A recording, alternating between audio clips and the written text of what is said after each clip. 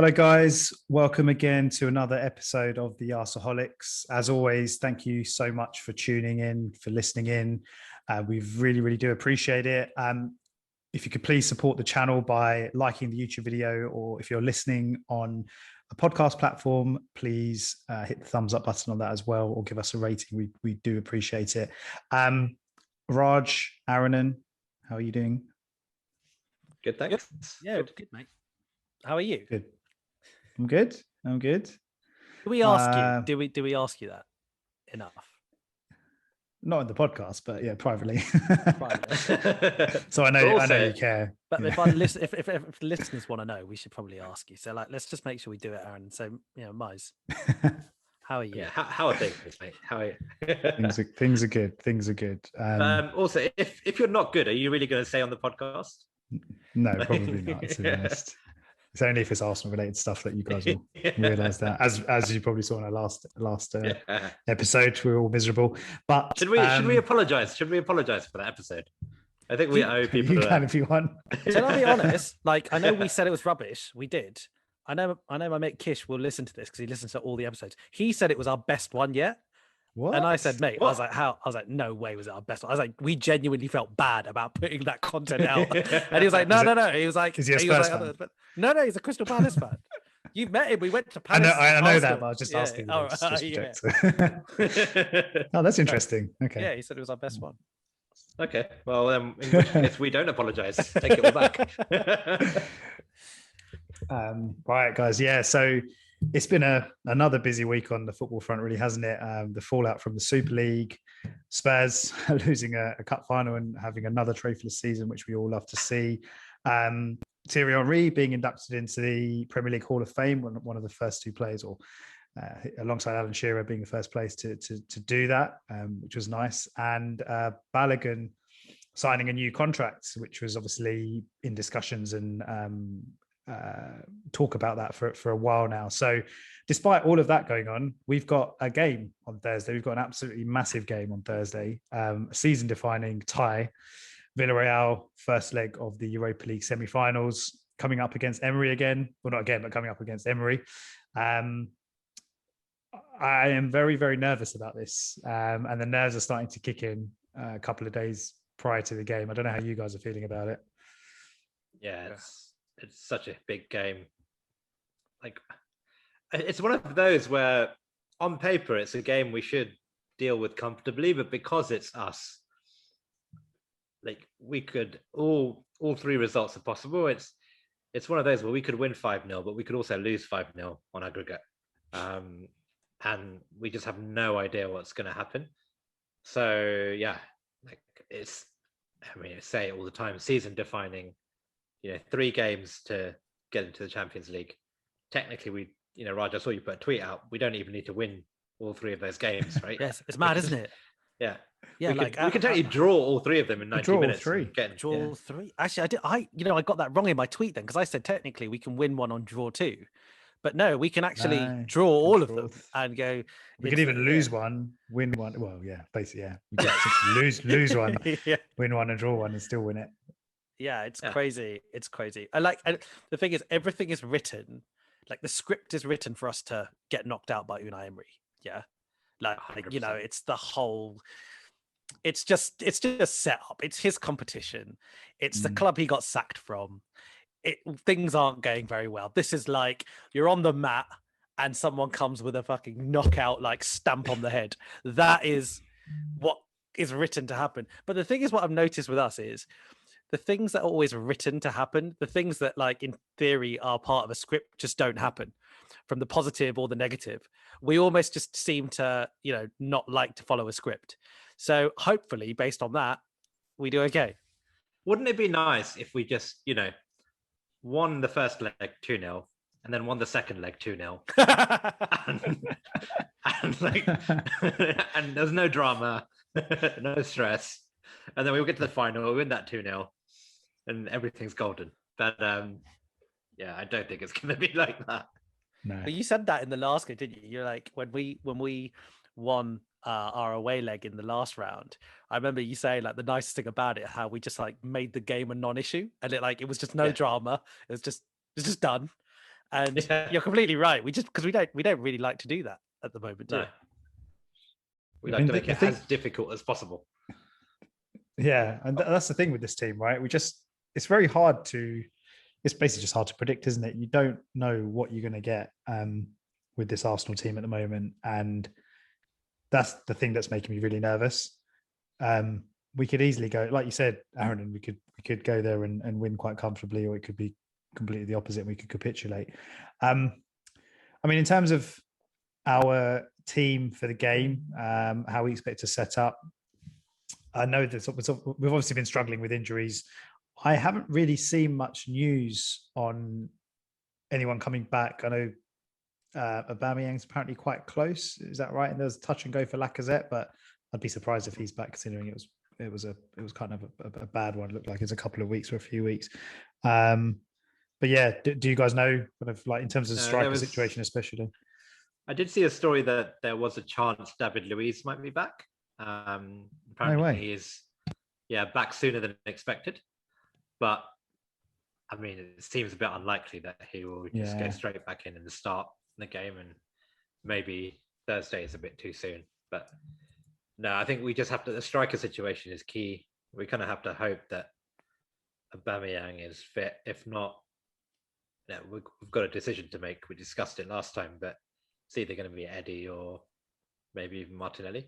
I mean, Villarreal are the polar opposite of where we are in that respect, right? They have one player who scores all of their goals.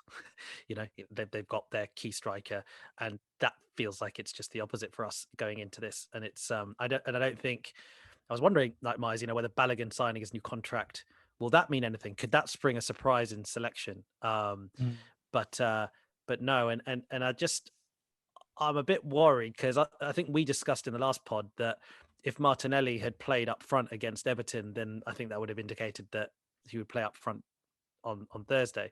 But the fact he didn't, it probably does mean that he's going to start Eddie, and that doesn't fill me with confidence right now. No, the thing with Eddie is he needs to be in a team that's creating chances, right? That's obviously his quality, his strength, his finishing in the box. And we're not a team that does that, or we haven't been really. So very, very inconsistent. There's been certain games here and there where we've looked really good going forward, but if you look at the season as a whole, it's been pretty poor. I don't know if that and the fact that Ødegaard's out again, I don't know if he's potentially back or not for Thursday. He came on the other day for a few minutes, didn't he?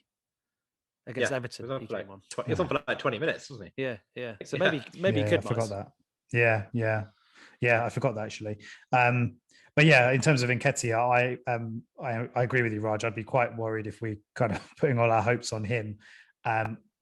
It's one of these things, isn't it? If it's a game where there's chances and we have that, we seem to click in the final third and we have that edge in that final ball, that cutting edge in that final ball, then I would feel like he could potentially have quite a good game. If, he gets 2 or 3 chances, you kind of put your money on him to take one. But the game the other day, he didn't really have very much, he didn't really get many touches. He didn't really have much influence on the game because the chances were not there. And obviously Martinelli offers you so much more, as we've discussed. We've talked about this, right?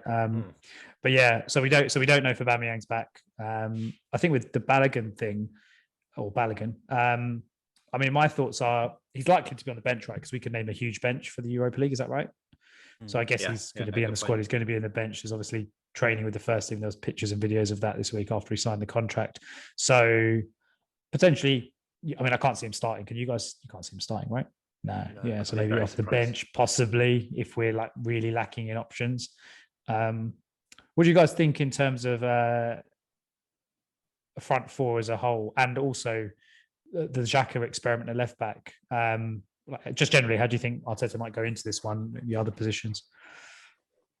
Yeah, the left back one is interesting because they've got I was reading up on Villarreal, and their right winger, this Nigerian guy called Chukwueze. I can't pronounce it.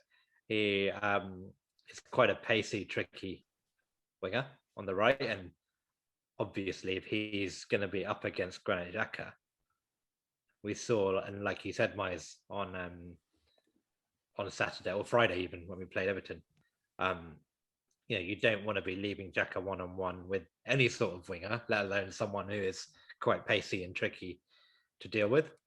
So, based on that, I do wonder if he might switch back. And, again, we've discussed this before, but I think there is merit in both methods, right? You either have the defensive solidity, and because we're away from home, I wonder if he might just go for the more cautious option of someone like Cedric, or even, dare I say, play Saka out there.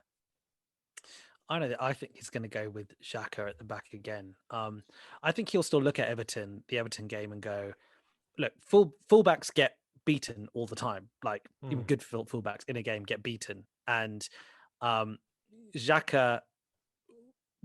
I think we've all agreed that it's not really.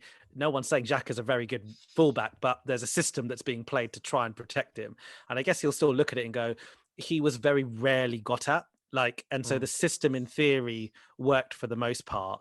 And, yes, it was a Leno howler, but I think he might look at that still and go, my system works, overall. So even if this right winger that they've got is probably the best right winger that Xhaka will have come across, hopefully the system can protect him. And hopefully we get the best attacking potential out of this system, like we have seen in some of our games recently.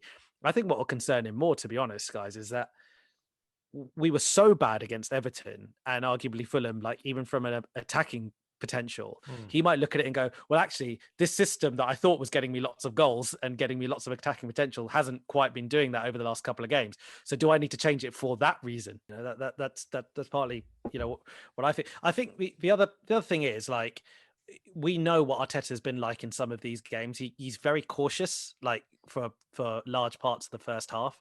And so I think the way that formation is set up, it's been quite good going on the front foot quite early. So there's a lot of thinking that he has to do. I think Arteta will be really feeling the pressure because he's going against a black belt Europa knockout manager, isn't he? Like an absolute black belt. So it will be really interesting to try and understand what's going on in Arteta's head. And I hope that he doesn't overthink it. And the fact is, Villarreal are 7th. And they've actually not been doing very well recently. They've only lost 8 games in the league this season, but they've lost 3 of them in the last 5 games.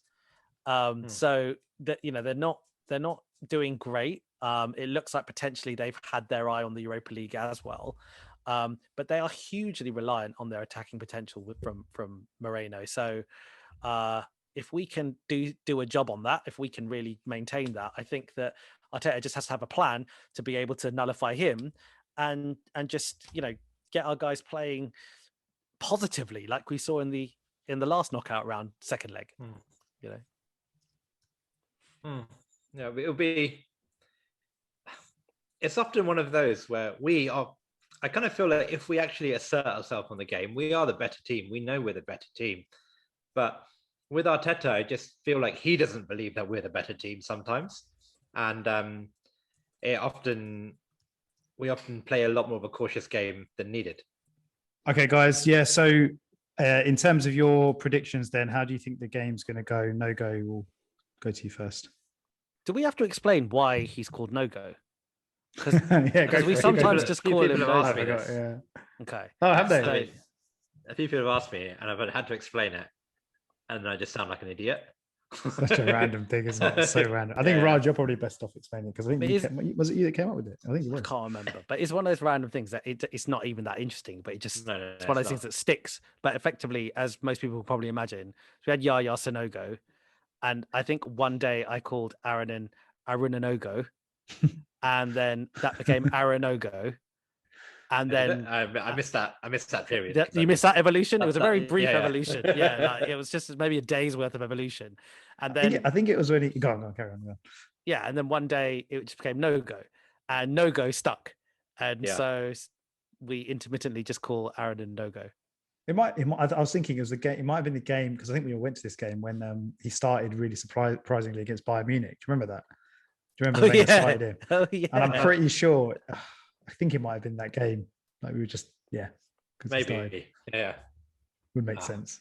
What a player! Well, he's playing. What a player! He's a journeyman in the Football League now, isn't he? Like he's I saw him miss a penalty a few months ago. That was devastating. I think in his first game, he missed a penalty. I want to say Portsmouth. Is it Portsmouth? Maybe. It's someone like Portsmouth. Google it. There's like some of our boys are doing some fantastic things all over the world. Like, isn't like Alex Song? Isn't he just won the championship at some random? I want to say it's in the Middle East for like some club who's not. He's the captain and they've never won the league, and like he's like a hero there. Fair enough. I feel a lot about Cazorla because he's all this Saudi Arabia, isn't he? Yeah, taking was it penalties or free kicks with either foot? Yeah, and he's had a really good season apparently.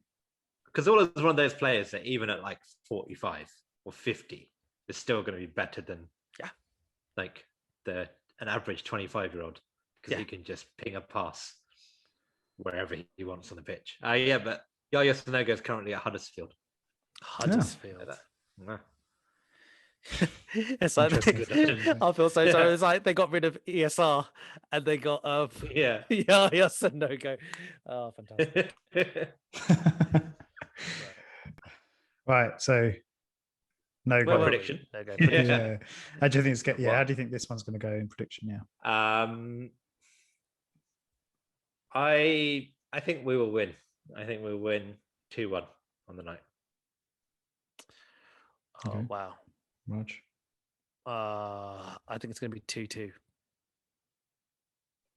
So you guys both think we're going to score a couple of goals there? Interesting. Do you know what, mate? Like, with no striker, potentially. Yeah. I kind of feel like two-legged ties. We seem to develop this habit of raising our game in those big moments where in the cups. In the FA Cup last year, the second leg in the last round, and maybe the fact that we are away from home, and if we get a couple of away goals, depending on the result, those 2 goals could be quite useful. And I just feel like it might push Arteta to be a little bit more aggressive. But now I say it, when has Arteta ever been aggressive? So maybe I could be completely wrong. I feel really it's just the players, if they are human in any way,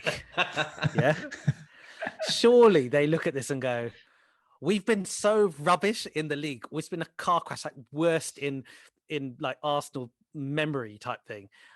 But we could play in the Champions League if we just get through the semi-finals and a final. And it's not insurmountable in any way. Like Villarreal are not Bayern Munich. We really, really can do this. And you just hope that they'll go, this is the massive get out of jail clause, get out of jail free clause. Do you know what I mean? Like, it's just, and I just hope that takes them through. That takes them to playing at that level where, look, on paper, we've got better players than they have, right? That's not me being arrogant. Coquelin plays for them. Yeah. Like, do you know what I mean? Like, we've got better players than they have, and it's just about our players playing to their potential, and Arteta setting us up in a way where they can release their potential. And God, come on, like, we've got to do this, man.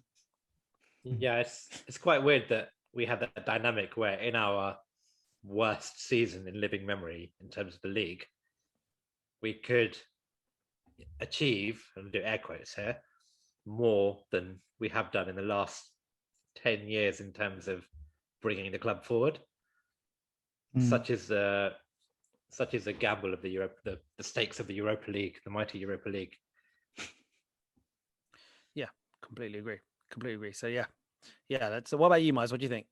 Yeah, I think, I mean, I was just looking at their kind of how they've done this season. They draw a lot of games, and I know you can't really apply how they do in the league to Europe, but they do draw a lot of games. I think they've drawn like 13 games in the league, and I feel like Arteta would probably settle for like a score draw if it gets to that point. So I think it's going to be a kind of like a 1-1 game. I'm going for 1-1, assuming that Aubameyang and Lacazette are both out. We don't know, but assuming they are, then I feel like we might struggle for goals as well if Nketiah starts.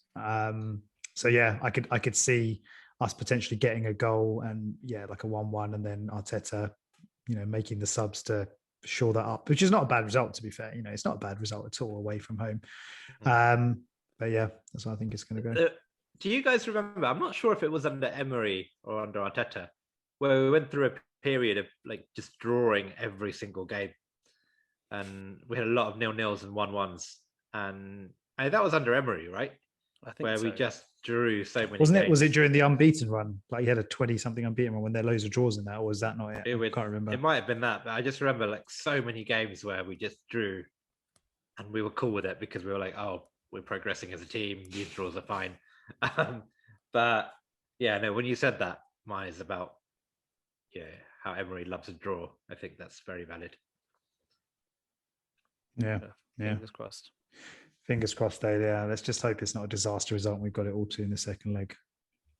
All right, guys. Well, apart from the game coming up, there's obviously been loads of talk this week about the Cronkies, following the Super League kind of debacle and the protest, and obviously talk of a takeover. Daniel Ek, I think it's pronounced, CEO of Spotify has obviously come out, and everyone knows about this. I'm not going to kind of repeat what we all know, but yeah, it's obviously a really interesting time for Arsenal. It's going to be really interesting to see if this actually materializes into something kind of tangible in terms of an actual takeover, a bid. Basically, obviously, he's potentially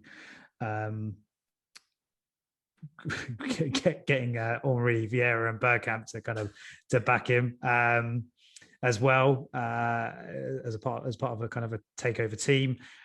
I mean, there's so many things we could talk about this, but let's just chat. What do you guys think about this whole story? Do you think it's a real? It's possibly a real something that could actually happen, or do you think it's more a bit of a PR stunt for Spotify? I thought I saw their share price went up, I think sort of 9% or so since this news broke on Friday, or not the news broke, sorry, since he sent that tweet out. I think so. I think it's gone up sort of a decent amount, and obviously they've just announced a price rise as well for their subscribers. So is this a bit of a PR ploy, or do you think it's more than that? Well, to answer your main question, do I think it's going to happen? I'm 99% sure it's not. Regardless of who rocks up, I don't think Stan Kroenke is going to sell, because I don't know why he doesn't want to sell, but I just think he seems very resolute that he doesn't want to sell, and he sees this club as a way to either fund his wider business interests, or he wants to develop this business in a way that is beneficial to him somehow. And I think holding and owning Arsenal Football Club, for whatever reason, is beneficial to Stan Kroenke.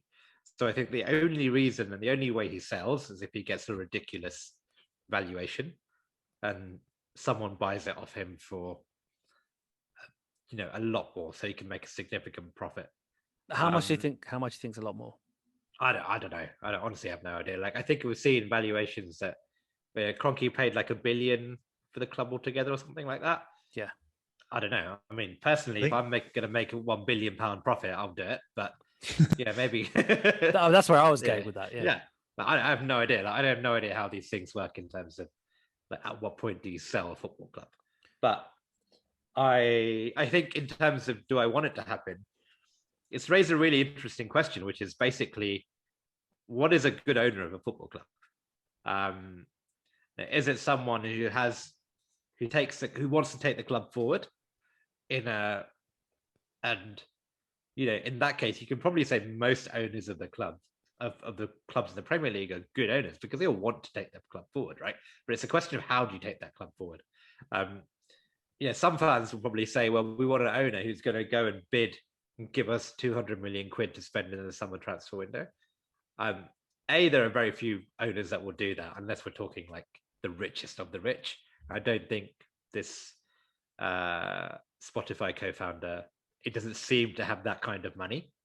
But for me, that's okay, because I think I just want someone, when I know that a fan of Arsenal Football Club is running the club, for me, that's a significant improvement over what we have. Even if he doesn't bring, an extra 100 million to the transfer budget, every year. That's okay with me. That's fine. As long as he runs the club in the best way forward, in the best way within his means, that's cool. But I know a lot of fans will be pretty unhappy with that. I think a lot of fans nowadays would say we want to compete with Chelsea and City and we want money. And you look at the Super League protests. I didn't see any massive protests at Abramovich to sell Chelsea. I didn't see any protests for City fans for the guys from Abu Dhabi to sell Man City, because they were like, well, no, we like these owners because they're investing money. And I don't see any owner of Arsenal, unless we get super lucky, who being a fan of Arsenal and also investing that money.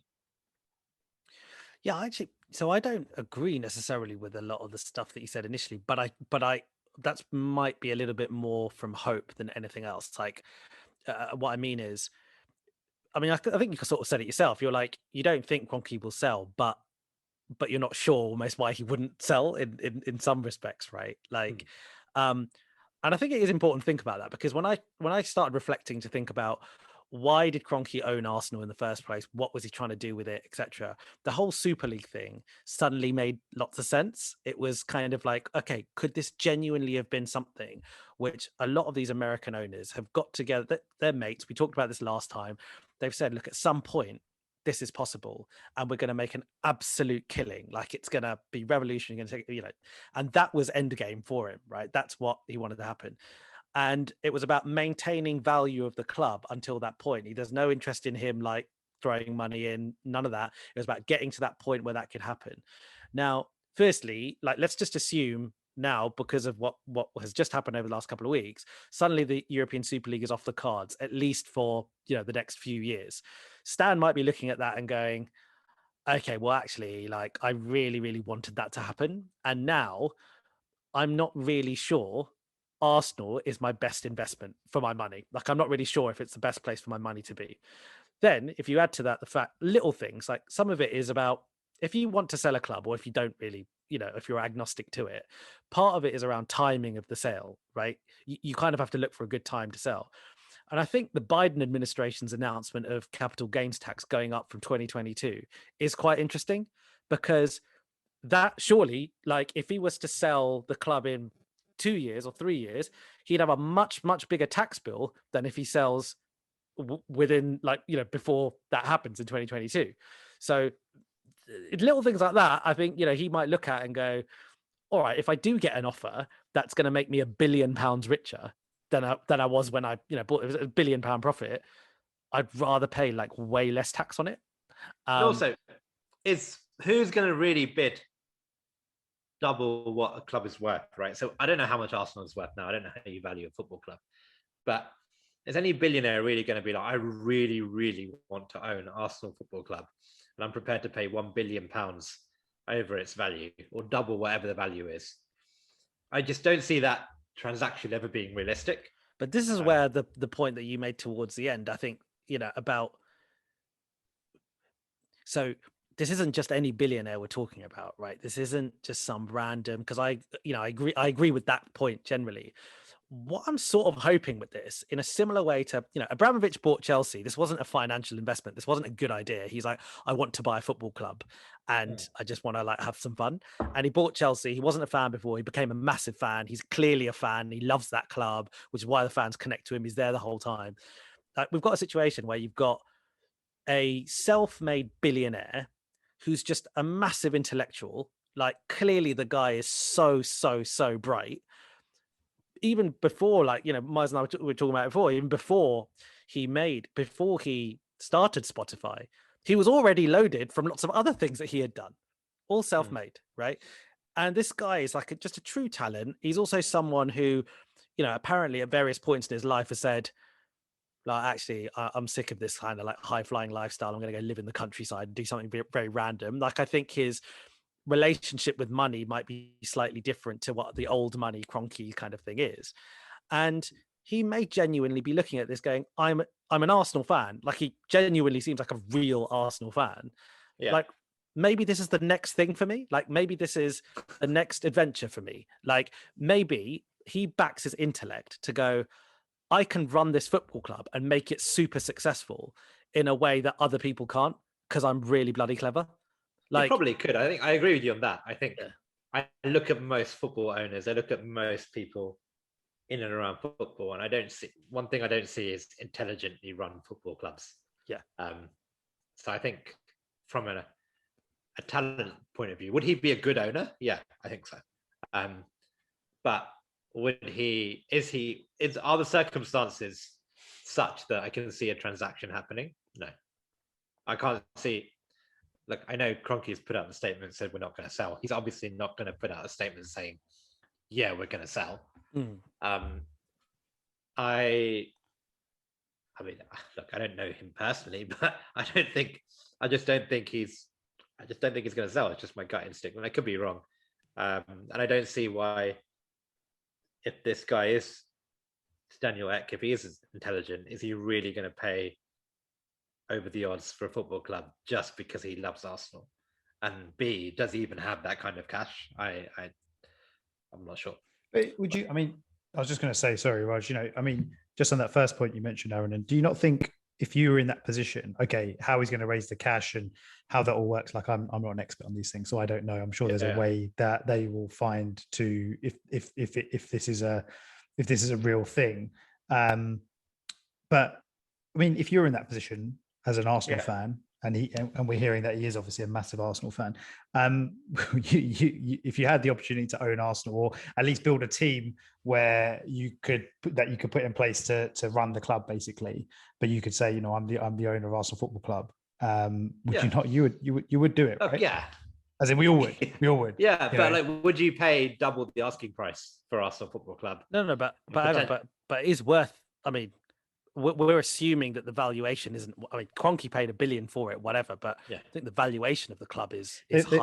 I think I saw it was valued at 1.8 billion. I don't know if it's dollars or pounds, based on the final stake he purchased from Usmanov to become the majority stakeholder. So based on that, I don't know what the percentage he purchased at the time was, but then that valued the club at 1.8 billion dollars or pounds. I'm not sure. So, and that was obviously, that's been a couple of years now, isn't it? It's been a few years. So, yeah, I mean, I'm not sure if we've become more valuable as a club in the last few years. To be honest. I don't think so. But I said no. I think I remember reading that he's still kind of up on his investment because he's the way he bought the shares and stuff. But you look at Usmanov, right? Usmanov was desperate to get involved with Arsenal, and that guy was a rich guy. I'm sure he's potentially richer than Daniel Ek, and Kroenke was just like, no. And eventually Usmanov gave up. And is it not the timing thing that Raj was talking about? Possibly, potentially. It would make sense, wouldn't it? That's the reason.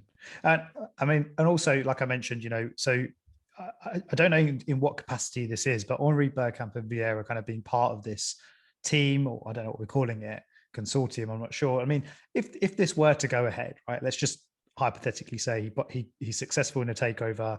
Are those three legends of the club? Are they there just as kind of their names and their reputations with the club for now? And then if the takeover were to happen, that they would have no involvement, or do you think they'd actually have roles in the club at some point in the hierarchy? My feeling is more the former, not the latter. So my feeling is actually right now, all they're thinking about immediately, Daniel Ek's done something that Kroenke never did, which is get ex-players like legends on board, and immediately the PR game is just like fans, whatever. So I think he was like, look, this is a good idea for me from the PR around my bid. And I think secondly, I think they're there to advise him around things like, listen, mate, this is what the club's about. This is what you probably need to think about, in order to get Arsenal to the next level. This is what you need to think about from a footballing perspective, all that kind of stuff. But the reason why is I don't see them having long-term roles is, like, Patrick Vieira and Thierry Henry are both young in their managerial careers, unless they're planning on like sacking it in and not being managers. Like, what are they going to do? Like, they're not going to sit on the Arsenal board or be some technical advisors or whatever. Dennis Bergkamp maybe is the one which has the most chance of doing something funky at Arsenal. But, it seems like he's still really into his coaching career. So I'm not looking at it from the perspective. I don't really think that they necessarily are going to be people who are going to be employed by Arsenal in the long term. I think, it may be that Daniel Ek is paying them consultancy fees, right? Like almost like an advisory fee at the moment to advise him on the bid and be part of his bid team. That's what I think anyway. Yeah. Also, I would be very worried. And I kind of almost look, I love these players, but I hope they go nowhere near the football side of a potential new Arsenal. Like they're not, let's be honest, they're not really good managers. Like Vieira and Henry have proven themselves to be average at best managers. I think Vieira is currently unemployed, although I did see him linked to the Palace job at one point, right? Yeah, which is again very weird. And then Henry, he's managing in, I attempt to say like Canada or something like that. He's not anymore. He's done. He's unemployed. He left that role. Yeah, he's unemployed. Exactly. Yeah. So, like, great players, but let's not put them anywhere near the football decision-making process of like the day-to-day running of a club. If you need someone to be like, okay, well, this is what the fans think, then fine. But you'd hope that if this guy is a fan, you shouldn't really need someone like Henry or Vieira to really tell him what to do. So I'd hope it is just for PR purposes and nothing more. Yeah, I agree with you. And this, again, Daniel Ek knows all this stuff. This is the stuff that I would look at him and I go, you'll know exactly how to play this. This is a guy, like, I think a few years ago, I read like Billboard magazine voted him the most powerful man in music, full stop. Right. Yeah. This is a guy who knows his way around very, very, very, very complex environments and can come out on top. And it sounds like he's the sort of guy that tends to get his own way. So I can imagine him being just so focused on getting this right and doing it. If he is putting his heart and soul into it, and it would seem to suggest that he is, then I think he's going to do everything he can to force the hand of the Cronkies. And again, I'll come back to it, Miles. Like, I don't know what the Cronkies have left for them anymore.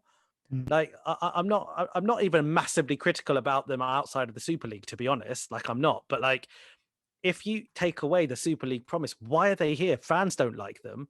Like, what do they want out of this club? I mean, maybe there is, like you said, I think you said the Super League might come back around, the idea of it in a couple of years, but God, like, we don't know, right, what they're thinking, what they're plotting, what they're scheming up, essentially. All the big dogs of these football clubs and the likes of Perez, etc. So who knows, in the next 6 months, next year, next couple of years, they might wait for all this to die down and come back at it in another format, which sounds like is what's going to happen. And I guess it's maybe that's the reason they're going to stick around. They're maybe confident that if they try again with a different approach, different structure to the tournament they're proposing, I don't know what they're going to change, but if they're confident that they can get it through, maybe that's what he's hanging on for. What I hope is, and this is massively optimistic and it could be wrong, but maybe now they've realized actually this shortcut of guaranteed money without building a competitive team is just not going to happen for the next 5 years. So the only way that I'm going to increase the value of Arsenal Football Club is by spending a little bit and running it and actually giving it more of a sense of purpose and direction, because clearly we're going in the wrong direction now. And maybe maybe he was banking on Super League to say, actually, I don't need to invest 100-200 million quid in the squad, because why should I when I'm going to get this money from the Super League anyway? But now it's dead. Maybe he has more of an incentive to actually invest. But